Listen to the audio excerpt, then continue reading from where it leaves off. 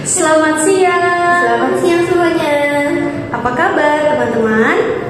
Apakah baik-baik saja? Kita berdua di sini baik-baik saja dong. Ya. Bagaimana dengan pelajaran di video sebelumnya?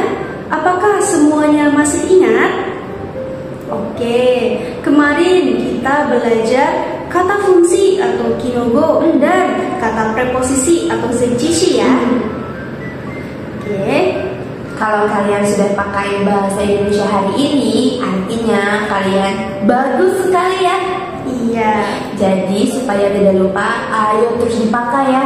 betul. Meskipun di rumah kalian tidak ada orang Indonesia, kalian bisa berlatih dengan menggunakan cermin ya. Jadi di depan cermin kalian bisa bicara sendiri. Seperti itu. Iya. Nah, hari ini ngomong-ngomong kita akan belajar pelajaran baru loh. Betul. Kita akan belajar apa Rita hari ini?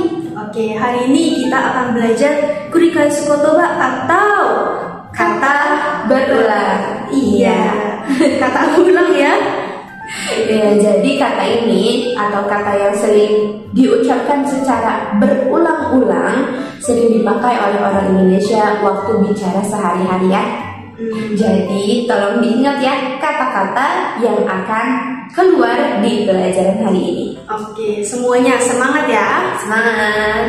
Oke, sekarang kita belajar kurikai sukotoba ya, atau kata berulang. Kata berulang ini dua ya, berarti satu kata arti beda, dan kalau dua kata arti jadi beda. Oke, untuk yang pertama kita belajar cara pakai kata berulang dengan arti jamak atau banyak. Misalnya ibu, ibu adalah. Oke, tapi kalau berulang menjadi ibu-ibu arti menjadi okasantachi, berarti ibu ada banyak ya. Oke, contoh lainnya adalah anak. Anak adalah ya, dan anak-anak menjadi kodomotachi, berarti anak ada banyak. Kemudian contoh lain adalah orang. Orang adalah betul, hito. Oke, berarti orang-orang adalah hitobito. Dan bagaimana dengan cici? Cici adalah ayah. Oke, kalau otosantachi bagaimana? Oke, bukan ayah-ayah ya. Untuk otosantachi adalah bapak-bapak. Oke, begitu ya cara pakai kata berulang yang memiliki arti jamak atau banyak. Semuanya sudah paham? Oke, contoh lainnya kita bisa pakai keiyoshi ya, atau kata sifat. Misalnya cantik. Cantik adalah kirei. Oke, kalau cantik-cantik berarti nuansanya banyak perempuan yang cantik ya. Oke, selain itu juga tampan. Tampan adalah hansamu, dan tampan-tampan hansamu hitoga oi desu atau takusan imasu. Oke, jadi bisa ya untuk pakai di kata sifat. Selain kata sifat, bisa juga kita pakai untuk kata kerja atau doshi. Untuk kata kerja hanya bisa beberapa saja ya. Misalnya makan-makan.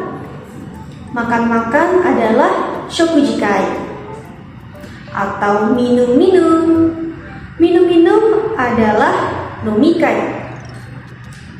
Oke, jadi kita bisa pakai untuk orang, untuk kata sifat, atau untuk kata kerja. Oke, sampai sini semuanya paham ya? Sekarang untuk contoh kalimat. Misalnya, ibu sedang memasak di dapur. Okasan wa daidokoro de ryouri shimasu. Berarti di sini ada satu ibu saja ya. Tapi kalau kita pakai kata berulang ibu-ibu, menjadi ibu-ibu memasak di dapur. Okasan tachi wa daidokoro de ryoryoushimasu. Di sini berarti ibu ada banyak ya yang memasak di dapur. Jadi seperti itu ya. Semuanya sudah oke? Oke, kalau sudah oke, ayo kita ke fungsi selanjutnya. Oke, sekarang ayo kita belajar kata yang punya arti berbeda kalau bicaranya dua kali. Contohnya apa? Contohnya seperti tiba. Tiba, ada yang tahu artinya apa? Tiba punya arti tochaku ya. Tapi kalau kita bicara dua kali, misalnya tiba-tiba, artinya kyuni. Jadi kalau bicara dua kali, artinya berbeda. Contoh lainnya, biasanya kita sering pakai kata hati-hati. Hati-hati, ada yang tahu artinya apa? Hati-hati punya arti kyotsukete. Kalau kita pakai hati saja, artinya kokoro. Oke, sampai sini bisa mengerti? Contoh kata lainnya adalah jalan-jalan. Kalian semua pasti sudah tahu ya kata jalan-jalan. Jalan-jalan punya arti ryokosuru. Kalau kita pakai jalan saja, jalan punya arti dua, michi dan aruku. Jadi hati-hati ya kalau mau pakai. Selanjutnya ada kata bersih-bersih. Ada yang tahu kata ini apa? Kalian biasanya suka bersih-bersih di kamar atau bersih-bersih di rumah? Ya, kata bersih-bersih punya arti soujisuru. Nah, kalau bersih saja punya arti kirei. Jadi, bersih-bersih nokekawa bersih. Sampai sini bisa dipahami?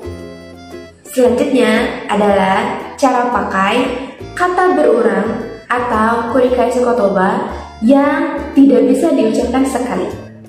Jadi, ini kata seto ya. Misalnya, kupu-kupu. Kupu-kupu ada yang tahu artinya apa? Kupu-kupu artinya adalah cocok. Kupu saja arti tidak ada ya. Jadi jangan pakai. Lalu ada lagi, misalnya kura-kura. Kura-kura ada yang tahu artinya apa? Kura-kura artinya kame ya. Kura saja arti tidak ada. Jadi seto. Biasanya kurikaisu kotoba ini ada dipakai untuk nama hewan. Seperti itu. Lalu ada juga misalnya pura-pura. Pura-pura artinya furyosuru. Kalau pura saja arti tidak ada ya. Tapi sebenarnya ada ya tempat ibadah di Indonesia disebut pura. Ini dia gambarnya. Oke, sampai sini bisa dipahami? Oke, tadi kita sudah belajar kata ulang yang punya arti jamak dan yang sudah seto ya. Sekarang kita belajar lagi untuk fungsi yang selanjutnya. Tadi kita sudah belajar ibu-ibu, bapak-bapak, dan lain-lain yang punya arti jamak. Apakah artinya hanya jamak saja? Tidak ya. Untuk arti lainnya adalah poi atau seperti. Misalnya, ibu-ibu memasak di dapur. Ini punya arti banyak ibu ya. Tapi kalau contoh kalimat lainnya, dia seperti ibu-ibu. Kanojo wa okasan poi desu. Jadi untuk ibu-ibu di kalimat ini memiliki arti poi ya. Contoh lainnya adalah bapak-bapak. Bapak-bapak berarti oke, untuk sampoi. dan juga anak-anak kodomokoi. Jadi selain jamak juga punya arti. Semuanya sudah paham? Oke semuanya, bagaimana dengan fungsi-fungsi kata berulang yang tadi? Semuanya sudah paham dong? Iya, mudah kan? Iya, hari ini mudah ya pelajarannya. Oke, untuk yang tadi kita kata hanya diulang saja ya. Untuk sekarang kata berulang juga, tapi untuk kata keduanya bentuk berubah dan tidak punya arti ya. Ya, betul sekali. Jadi kata ini Serto ya, dia tidak bisa berdiri sendiri atau dia tidak punya arti kalau diucapkan satu kali. Betul. Dan ini artinya juga sama seperti fungsi pertama ya, jamak atau banyak. Iya, misalnya contoh kata yang pertama adalah sayur mayur ya Reta. Oh, sayur mayur. Iya. Nah, sayur mayur ini punya arti ya saja tak sangaru ya. Jadi syurunya lebih dari satu. Betul. Misalnya kalau kita belanja di pasar, kita mau tanya sayur mayur ada, tapi sebenarnya orang Indonesia jarang pakai kata sayur mayur.